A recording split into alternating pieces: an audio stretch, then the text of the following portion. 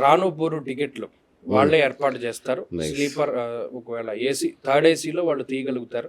లేదంటే మీరు నేరుగా అక్కడికే వస్తాం అనుకునేటువంటి వారు అక్కడ మాతో జాయిన్ అవ్వచ్చు. ఓకే. వెళ్ళి రాను పోను టికెట్లు తీస్తారు.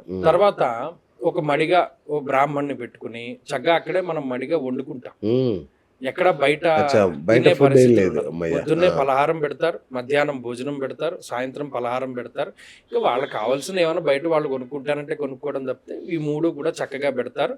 అలాగే ఉండడానికి కూడా వీరు సదుపాయం చూపిస్తారు. ఓకే. ఏమంటే మాకు ఏసీ రూమ్ కావాలి, వెస్ట్రన్ టాయిలెట్ కావాలి, కొంచెం హైఫైగా ఉండాలి, లేదు సాదాగా ఉన్నా కొంచెం మా బడ్జెట్ లో కావాలి, ఇలా ఏ రిక్వైర్మెంట్ ఉన్నా వాళ్ళు చూసి పెడతారు. Very good. నా వరకు ఏంటి అంటే నేను వాళ్ళ కాశీని చూపించగలుగుతాను. ఇవన్నీ మిగతా వాళ్ళు చూసుకునేటువంటివి.